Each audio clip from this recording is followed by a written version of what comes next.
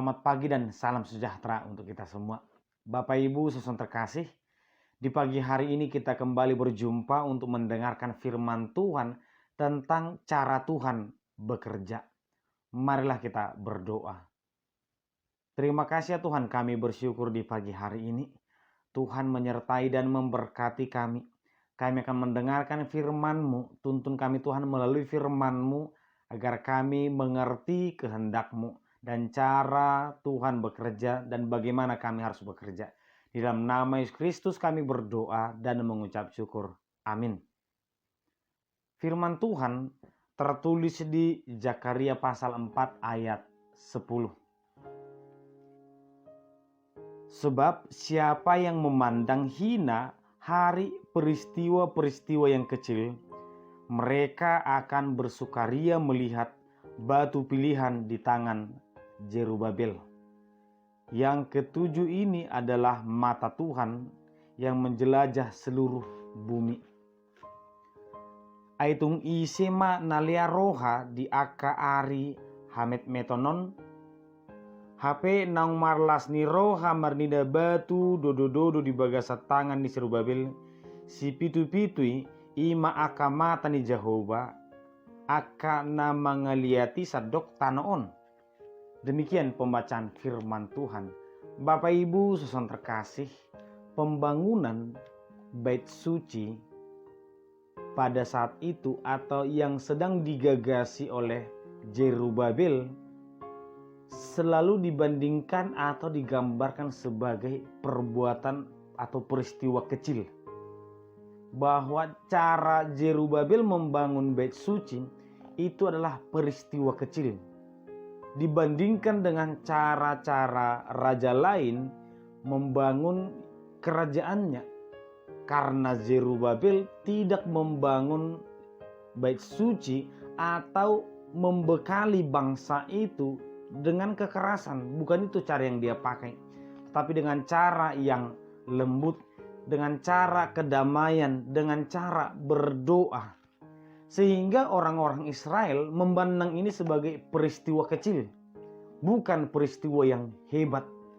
Tetapi firman Tuhan berkata, mereka yang memandang ini adalah sebagai peristiwa yang hina, peristiwa yang kecil, suatu saat mereka akan bersuka cita. Karena ternyata cara Tuhan bekerja itu sangat luar biasa. Bapak Ibu saudara terkasih, firman Tuhan ini tentang cara manusia merencanakan sesuatu dan cara Tuhan merencanakan ataupun mengerjakan sesuatu. Terkadang manusia sangat sulit untuk melihat bagaimana Tuhan bekerja. Mengapa Tuhan ini tidak menghukum orang yang berdosa? Mengapa Tuhan ini tidak langsung menghukum hari itu orang-orang yang melanggar firman Tuhan? Mengapa justru Tuhan ini bertindak memberikan waktu, mengampuni? Mengapa Tuhan tidak langsung menghancurkan mereka yang berbuat jahat? Mungkin jika itu terjadi akan banyak orang yang langsung bertobat, tetapi ternyata tidak seperti itu. Tuhan itu memiliki cara kerja yang berbeda. Tuhan itu mengasihi, memberikan waktu untuk bertobat. Dan salah satu bukti ataupun gambaran dari batu yang diletakkan Zerubabel ini menggambarkan Yesus yang akan datang. Dengan cara yang berbeda, dengan cara yang tidak masuk akal pada saat itu. Ya bagi manusia, bagi orang Israel yang namanya raja itu harus punya pasukan, harus memerintah dengan keras, harus memerintah dengan hukuman. Dan seorang raja itu tidak lahir di kandang domba. Peristiwa yang kecil ini, peristiwa yang tidak masuk akal ini tidak akan diterima manusia sebagai cara Tuhan bekerja. Terlebih ketika Yesus disalibkan.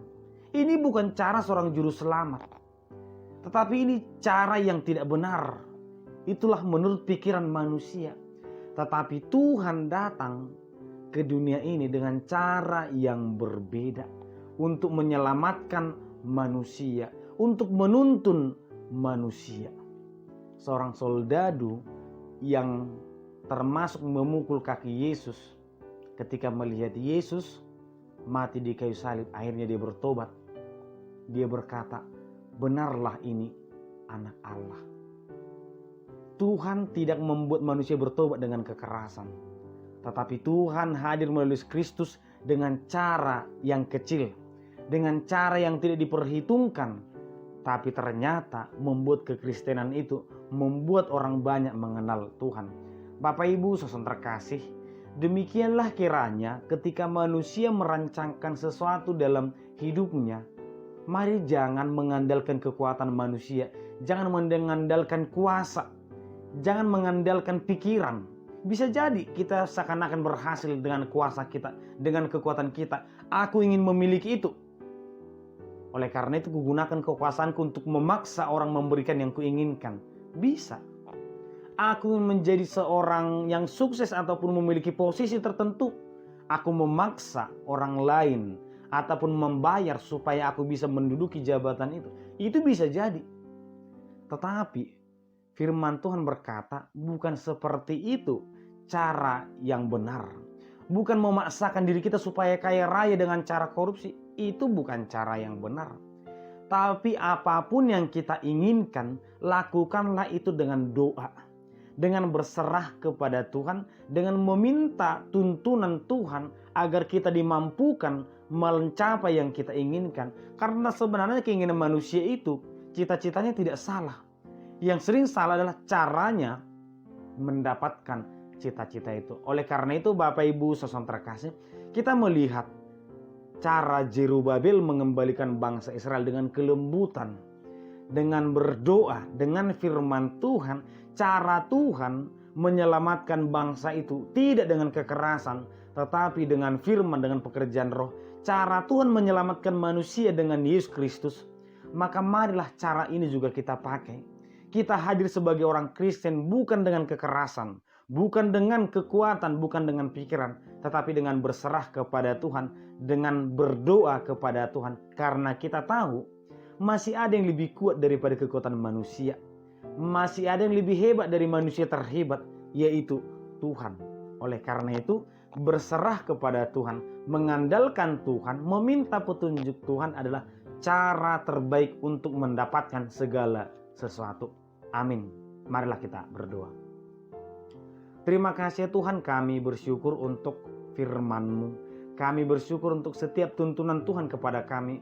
Biarlah kiranya kami sebagai umat-Mu tidak mengandalkan pikiran kami dan tidak memandang hina firman-Mu, melainkan kami hanya berserah kepada Tuhan, mengandalkan petunjuk dari Tuhan.